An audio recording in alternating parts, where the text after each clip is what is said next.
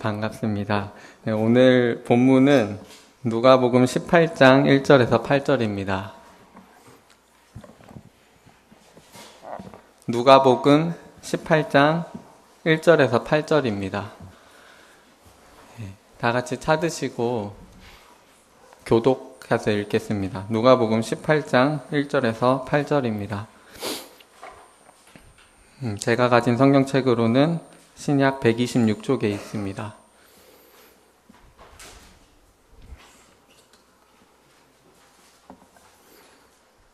네, 다 찾으셨으면 누가복음 18장 1절부터 8절 번갈아 가면서 교독해서 읽겠습니다. 예수께서 그들에게 항상 기도하고 낙심하지 말아야 할 것을 비유로 말씀하여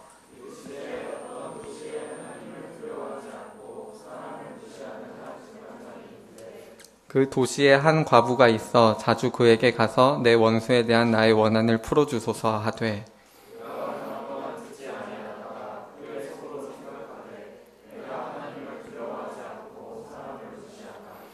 이 과부가 나를 번거롭게 하니 내가 그 원한을 풀어주리라. 그렇지 않으면 늘 와서 나를 괴롭게 하리라 하였느니라.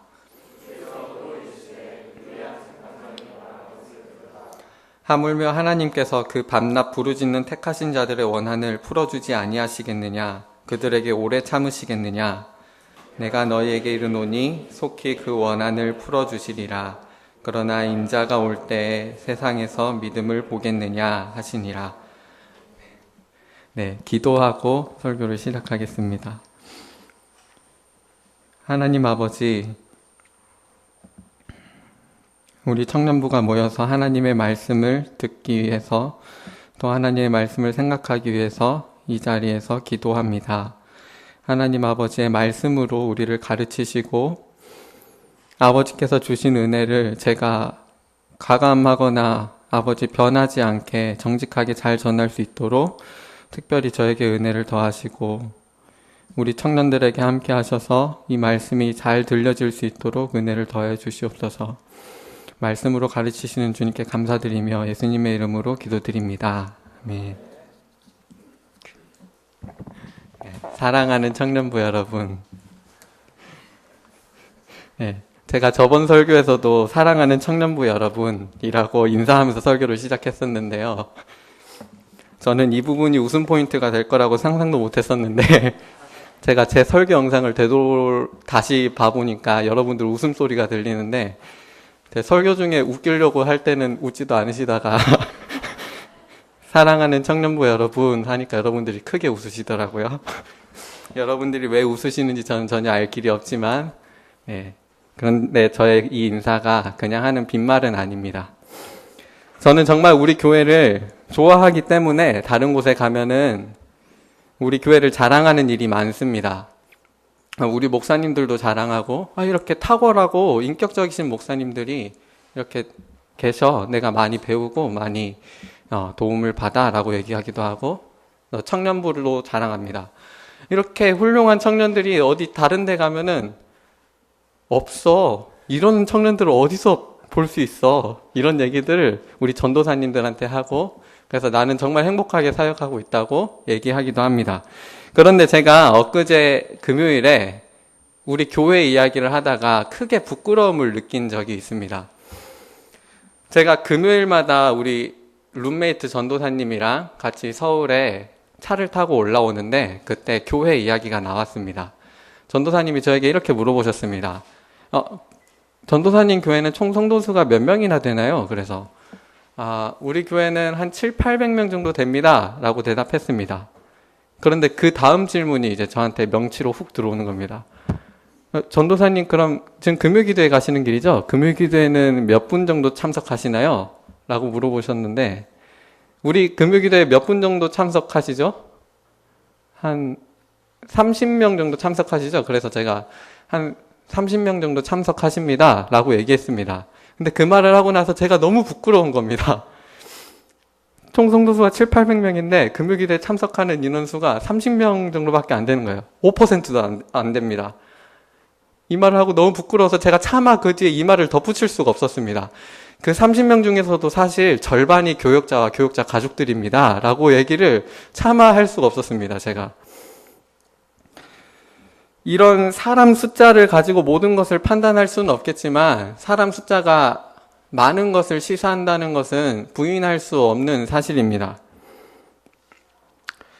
청년부 여러분, 신만포 중앙교회는 정말 기도에 힘쓰는 교회가 맞습니까? 교회 표어에 기도라는 말을 집어넣으면 기도에 힘쓰는 교회인가요? 정직하게 우리 교회의 모습을 되돌아보면 어쩌면 우리는 우리 교회가 별로 기도에 힘쓰지 않는 교회다라고 얘기해야 될지도 모릅니다. 여러분들도 많이 느끼고 계실지도 모릅니다. 특세 때 청년들의 참석하는 숫자가 점점 줄어듭니다. 기도회 모임에 잘 나오지 않습니다. 정직하게 되돌아보면 어쩌면은 그것을 가지고 우리는 많이 회개해야 될지도 모릅니다. 고통스럽게도 근데 이것은 우리 교회만의 문제는 아닙니다. 2000년대에 들어오면서 한국교회는 기도에 대한 열정과 야성을 많이 잃어버렸습니다. 교회의 기도에 대한 열정과 야성이 많이 약화된 데는 여러 가지 이유가 있습니다. 근데 오늘은 그 중에서 두 가지 이유에 대해서 같이 얘기를 해보려고 합니다. 지금 우리가 읽은 과부와 재판장 비유를 살펴보면서 그 이유에 대해서 같이 살펴보게 될 것이고, 그리고 또 하나님 예수님께서 기도에 대해 어떻게 말씀하셨는지를 얘기해 보려고 합니다. 지금 이 시간 오늘 우리에게 주신 하나님의 말씀을 통해서 기도에 대한 열정과 야성을 회복하고 믿음의 의미를 다시 되새기며 은혜를 누리는 저와 청년부 되기를 바랍니다. 이 과부와 재판장 이야기는 예수님께서 들려주신 비유입니다. 예수님께서 왜 이 비유를 들려주셨을까요? 네, 그 이유는 1절에 분명하게 나와 있습니다. 우리 같이 누가복음 18장 1절을 한 목소리로 읽겠습니다. 누가복음 18장 1절입니다. 시작. 예수께서 그들에게 항상 기도하고 낙심하지 말아야 할 것을 비유로 말씀하여. 네. 누가는 예수님께서 이 비유를 통해 성도가 항상 기도해야 하고 낙심하지 말아야 한다는 사실을 예수님이 알려주고 싶어 하셨다는 사실을 먼저 알려주고 있습니다. 그리고 이 이야기를 시작합니다. 이 이야기는 정말 간단한 이야기입니다. 어떤 도시에 한 재판장이 있었습니다. 이 재판장은 하나님을 두려워하지 않고 사람을 무시하는 그런 재판장이었습니다. 그런데 이 도시에 재판장 말고 다른 한 과부도 살고 있었습니다. 이 과부가 어떤 사람이었는지는 알 수가 없지만 한 가지 정보는 성경이 제공해주고 있는데 이 사람이 원한을 가지고 있는 과부였다는 것입니다. 이 과부는 아마도 사회적 약자였을 겁니다. 그리고 남편도 없고 딱히 도움을 청할 만한 그런 곳도 없었겠죠. 그러니까 이 사람이 할 수 있는 게 재판장에게 찾아가서 호소하는 것밖에 없습니다. 내가 이런 원한이 있습니다. 제 원한을 속히 풀어주십시오. 제 원한을 풀어주십시오. 라고 얘기할 수밖에 없습니다.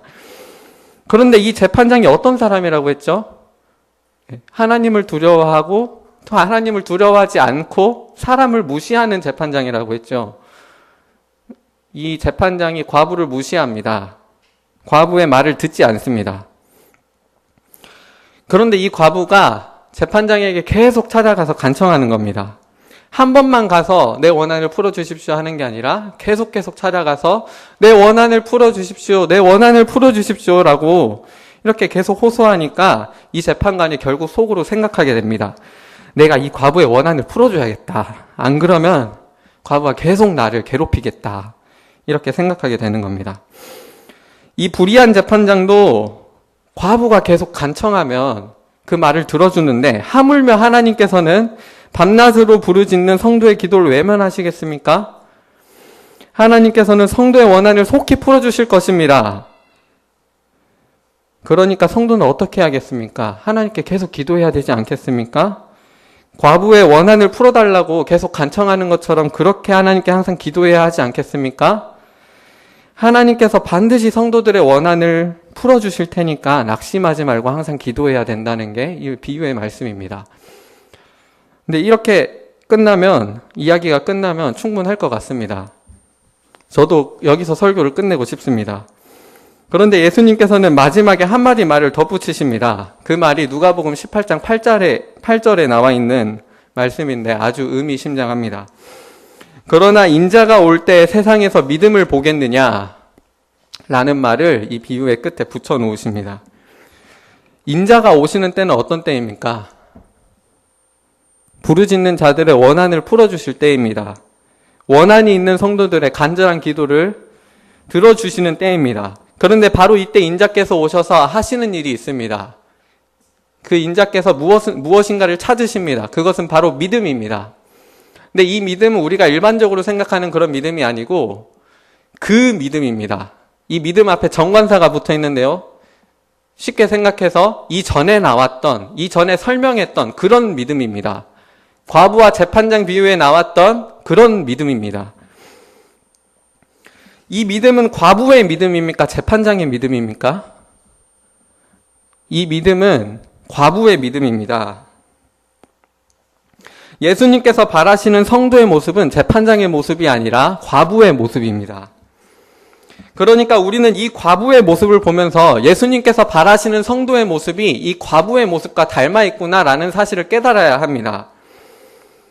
이 과부가 어떤 모습을 보였는지 우리가 정확히 모릅니다. 아까 말했듯이 이름도 모르고 이 사람의 성격도 모르고 아무런 정보도 성경이 제공해 주지 않지만 한 가지 우리가 분명히 알고 있는 것은 이 사람이 원한을 가지고 있는 과부였다는 것입니다.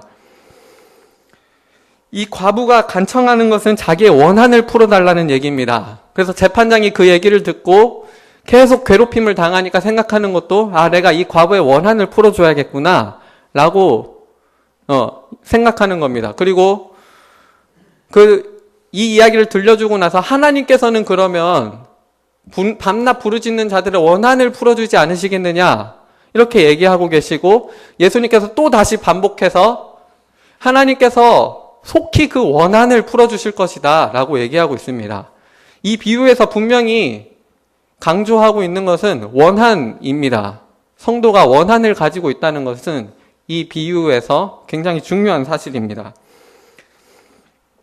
인자가 오셔서 세상에서 찾으시는 믿음은 원한을 가진 자에게 있는 것입니다. 청년부 여러분, 믿음의 또 다른 모습이 원한이라는 사실은 성도가 원한을 가진 자라는 사실을 제가 이 말씀을 연구하면서 보다가 설교를 준비하는데 이 사실이 저를 너무 힘들게 만들었습니다. 왜냐하면 오늘날 성도들은 원한을 가진 자들이 아니기 때문입니다. 여러분들은 원한이 있으신가요? 원한이 있는 사람들이 많지가 않습니다. 원한이 없습니다. 삶이 꽤 살만합니다. 그러니까 오늘날 성도들이 이런 원한이 있는 과부의 이야기를 들어도 별로 감동을 받지 않습니다. 이 이야기를 자기 얘기처럼 듣지 않습니다. 예수님께서 말씀하신 이 비유가 성도들의 머리를 치고 가슴을 쳐야 되는데 그렇지가 않은 겁니다. 아마도 이 누가복음의 이 이야기를 처음 듣는 사람들은 그 초대교회 당시에 이 복음서를 읽고 있던 사람들은 이 과부의 이야기, 이 과부의 비유를 들으면서 굉장히 많은 감동과 위로를 얻었을 겁니다. 왜냐하면 그 당시 초대교회 사람들은 굉장히 원한이 많은 사람들이었기 때문입니다. 이 원한은 예수님을 믿기 때문에 가지게 된 원한입니다. 예수님을 믿기 때문에 잘못한 것도 없는데 억울하게 모함을 당합니다. 불을 지른 적도 없는데 불을 질렀다고 나라에서 다 잡아서 죽이려고 하고 방화범으로 예수님을 믿기 때문에 인간관계에 어려움을 가지게 되기도 하고 예수님을 믿기 때문에 재산을 포기하게 될 일도 생기는 겁니다. 예수는 그리스도라고 고백하는 자들이 짐승들의 먹이가 되고 화형을 당해서 가로등처럼 불을 밝히게 되고 생명을 빼앗기게 되는 겁니다. 하나님 앞에서 믿음을 고백하는데 다른 잘못한 것은 없는데 그것 때문에 이렇게 온갖 어려움을 당하게 되는 초대교회 성도들이 얼마나 원한이 많은 자들이었겠습니까? 이런 원한을 가진 성도들이 누구에게 가서 호소할 수 있었을까요? 의지할 수 있는 사람이 있었을까요? 나라의 황제가 나서서 기독교인들을 다 박해하고 있는데 누구를 의지할 수 있었겠습니까? 하나님께 나가서 호소하는 것밖에 할 수 없었을 것입니다. 이런 성도들은 이 예수님의 비유에 나오는 이 과부의 이야기를 보면서 이건 내 얘기인데? 예수님께서 이거 우리에게 하시는 말씀이구나 라는 사실을 분명히 깨달았을 것입니다. 이 비유의 이야기를 읽으면서 이 비유가 그들의 가슴을 치고 머리를 쳤을 것입니다. 사랑하는 청년부 여러분, 여러분들은 원한이 있는 성도이십니까? 오해하지는 마시기 바랍니다. 제가 말하는 원한은 단순히 사람을 미워하는 것 때문에 생긴 그런 원한을 얘기하는 건 아닙니다. 하나님을 믿기 때문에 생기는 고민, 하나님을 믿기 때문에 생기는 어려움, 경건하게 살려고 하기 때문에 받는 박해, 하나님의 자녀라는 사실이 드러나가지고 그것 때문에 생기는 어려움, 이런 것들을 말합니다. 오늘날 많은 성도들은 이런 원한을 가지지 않고 살아갑니다. 초대교회 때와는 시기가 많이 달라졌지만, 시대가 많이 달라졌지만, 오늘날도 여전히 성도들을 향한 공격이 많고 교묘하고 사악한 유혹과 고민들이 산적해 있는데 성도들은 원한이 있기는커녕 너무 평안합니다. 인생에 큰 문제가 없습니다. 잘 먹고 잘 살기 때문에 간절히 기도할 필요도 없습니다.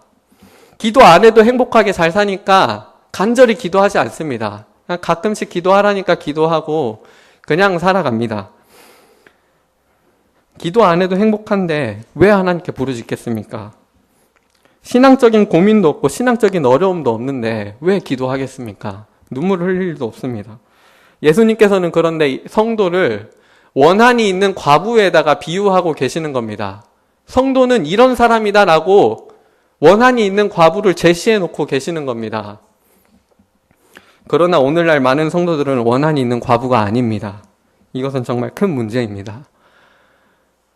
정말로 예수님께서 찾으시는 믿음을 소유한 자라면 원한이 없다는 것은 정말 이상한 일입니다. 왜냐하면 3절에서 볼 수 있듯이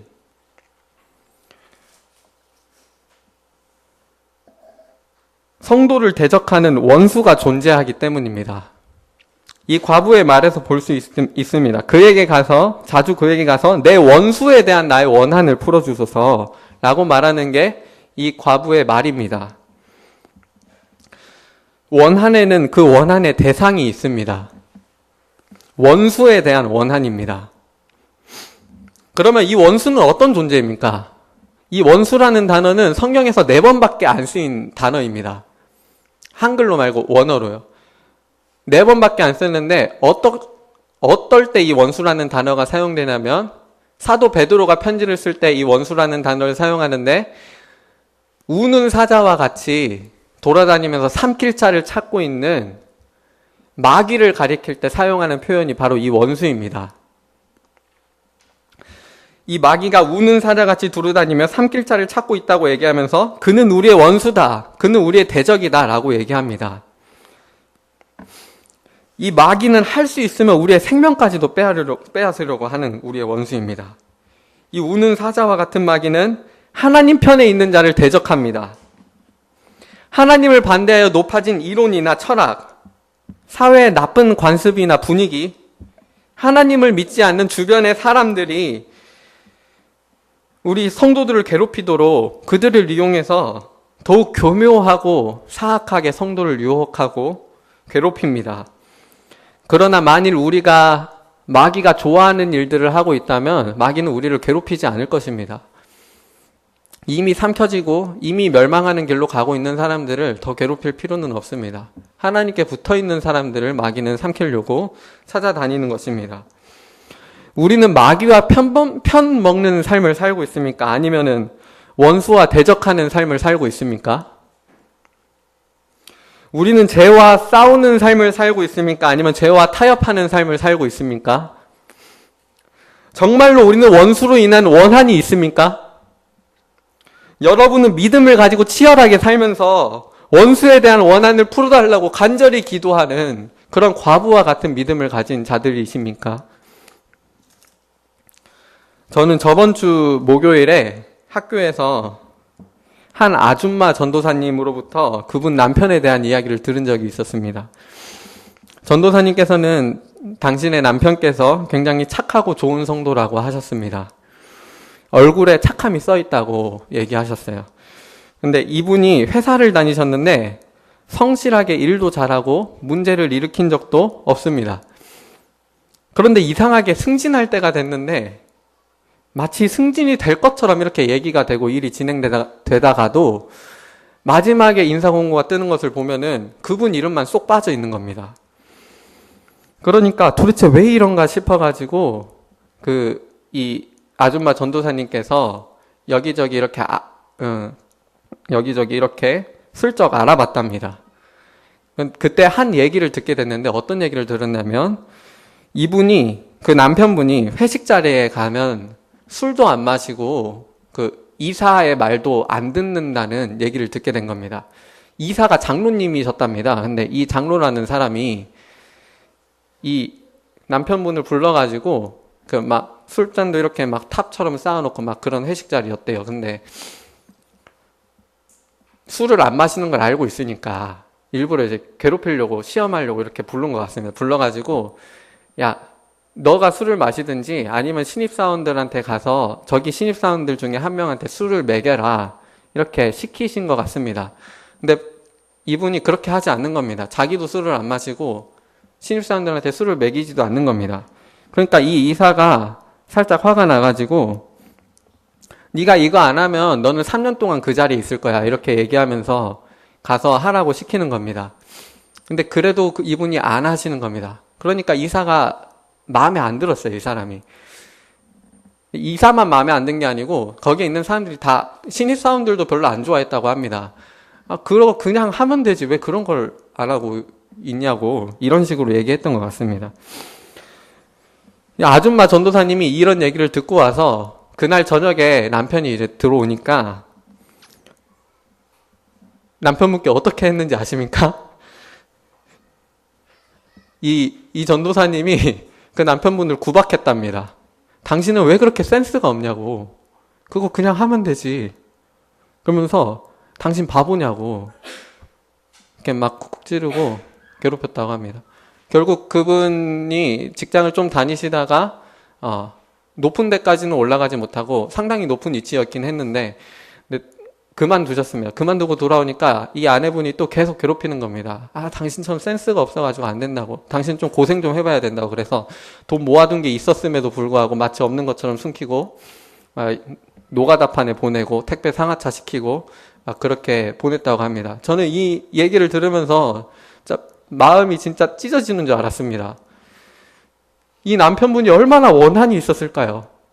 하나님을 위해서 의롭게 살려고 애쓰려고 그런 거 아닙니까? 그런데 일은 제대로 풀리지 않고 자기 아내조차도 이렇게 자기의 속을 긁으니까 저는 진짜 속이 많이 무너졌을 것 같습니다. 하나님께 가서 엄청 부르짖었겠죠. 예수님께서는 원한이 있는 과부와 같은 믿음을 찾으신다고 하셨습니다. 원한이 없는 자는 자신이 하나님의 자녀가 맞는지를 한번 되돌아볼 필요가 있습니다. 왜냐하면 하나님의 자녀는 바울 사도가 곧 상속자라고 했기 때문입니다. 자녀이면 상속자입니다. 하나님의 상속자는 그리스도와 함께한 상속자입니다. 그리스도와 함께한 상속자는 그리스도와 함께 영광을 받습니다. 그런데 그 영광을 받기 위해서 고난도 함께 받아야 할 것입니다. 자신이 하나님의 자녀라고 말은 하면서 믿음으로 고난은 받으려 하지 않고 영광만 받으려고 하는 사람은 진정한 상속자가 아닙니다. 요즘에는 그런 성도들이 많습니다. 고난은 피하고 영광만을 추구하는 성도들입니다. 그러나 그것은 하나님의 자녀다운 모습은 아닙니다.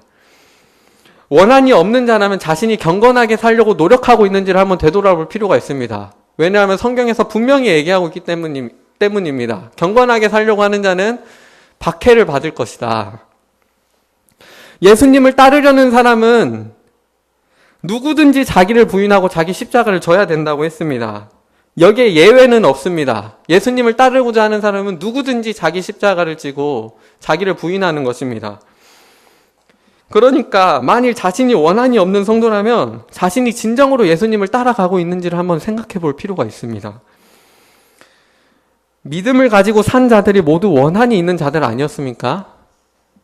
성경 속에서 원한이 없는 자들을 발견하기가 쉽습니까? 심지어 예수 그리스도께서도 공생의 시작부터 마귀와 대적하면서 그 인생을 시작하셨습니다. 공생의 시작부터 끝까지 마귀와 원수진 인생을 사셨고 끝까지 원한을 진 채로 그렇게 죽으시고 살아나셨습니다. 그리스도께서도 그렇게 하셨는데 그리스도인이라는 이름을 가진 사람들은 그렇게 하려고 하지 않습니다. 다시 한번 생각해 봐야 될 문제입니다.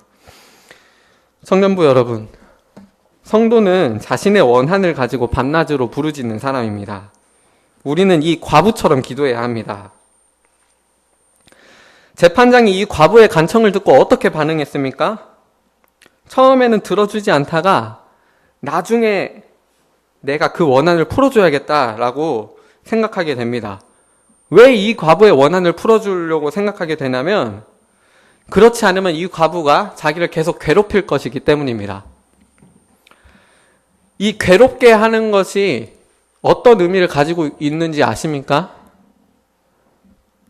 이 괴롭게 하다라는 단어는 성경에서 딱 2번밖에 안 쓰인 단어입니다.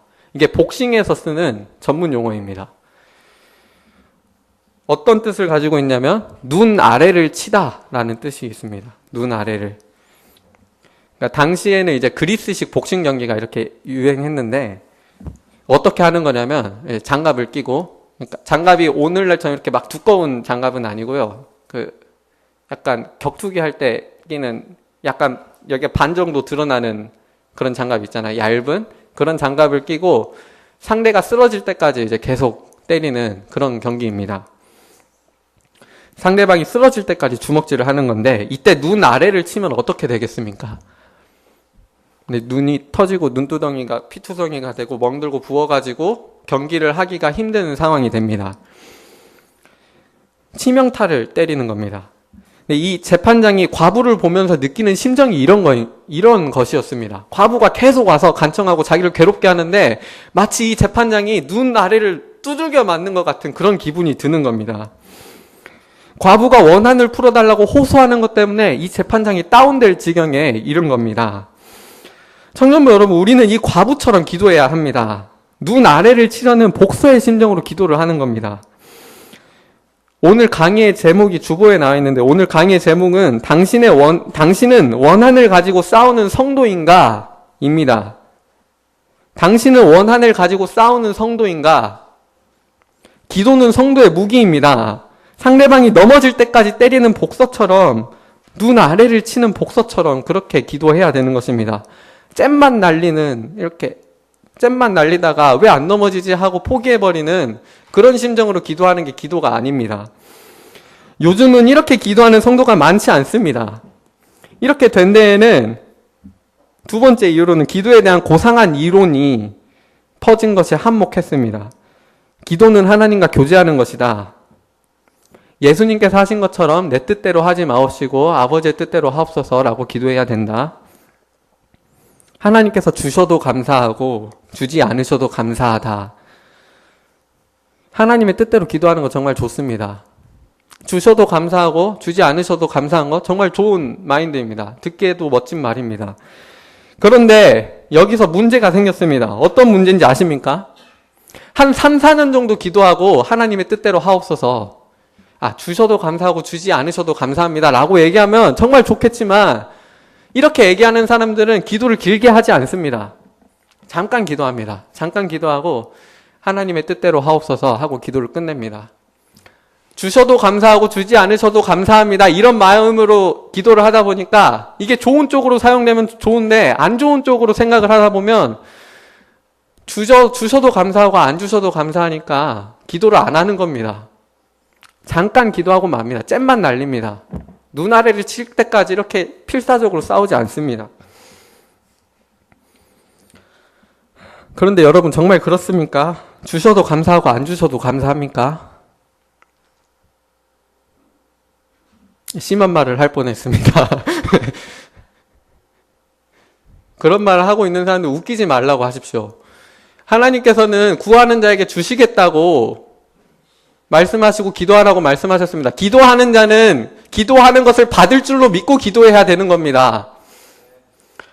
하나님 구하시면 구했는데 주시면 감사하고 안 주셔도 어쩔 수 없습니다 라는 될까 말까 하는 그런 심정으로 기도하는 게 아니고 이 원한을 가진 과부처럼 안 들어주시면 나 큰일 납니다 라는 마음으로 기도하는 게 기도입니다. 간절히.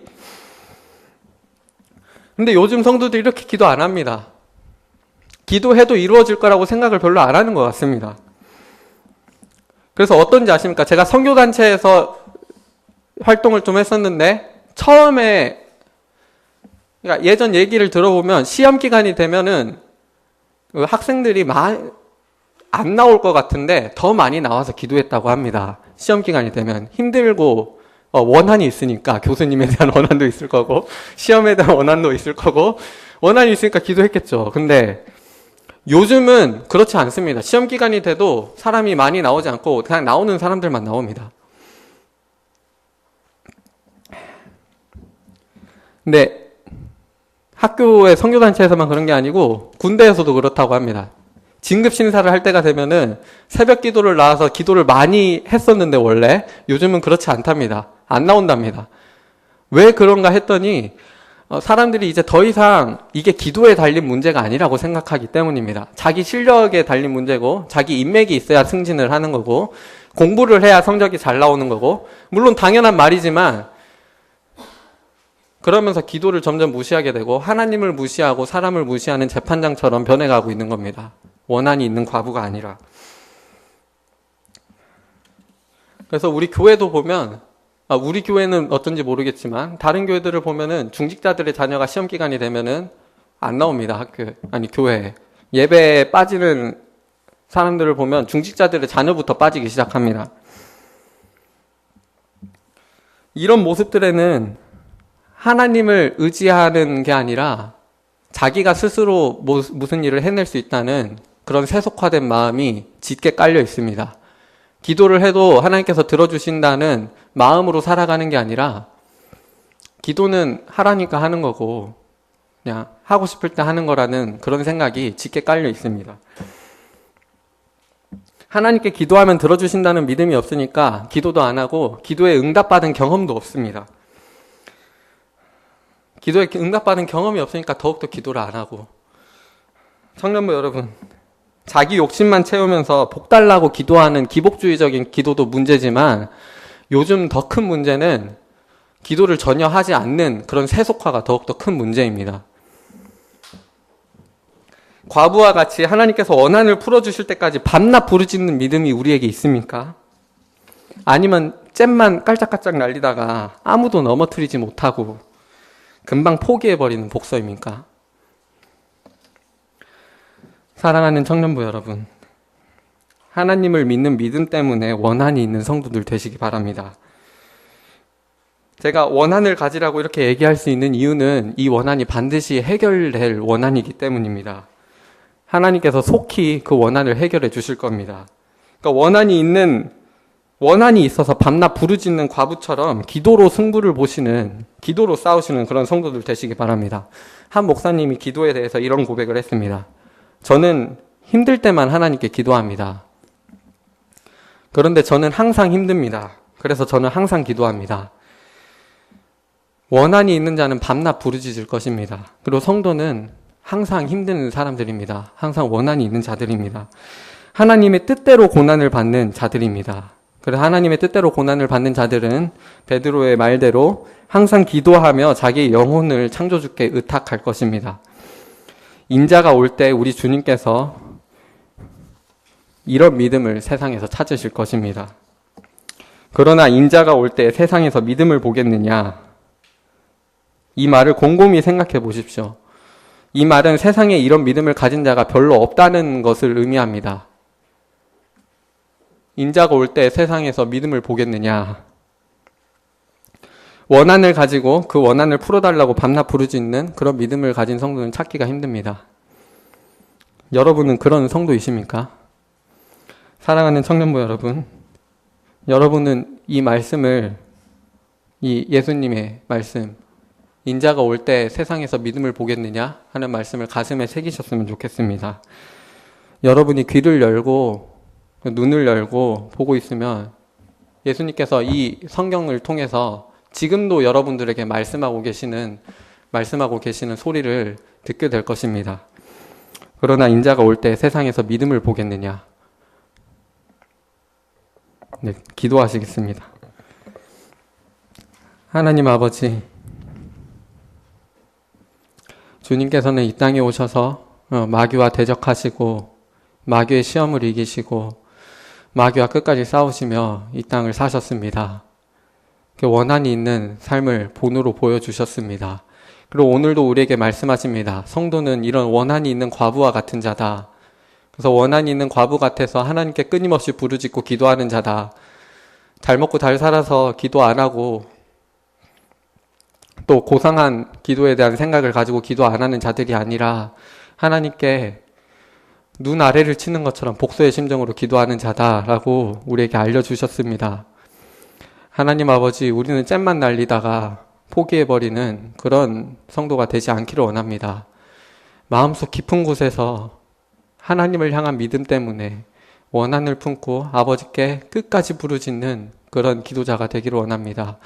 아버지께서 그럴 때 우리를 원한을 속히 풀어주시고 우리를 보시고 내가 이런 믿음을 여기서 발견할 수 있구나라고 칭찬해 주실 줄 믿습니다. 아버지, 우리 청년부를 기억하시고 돌보셔서 그런 믿음을 가진 자들로 세워질 수 있도록 인도하여 주시옵소서.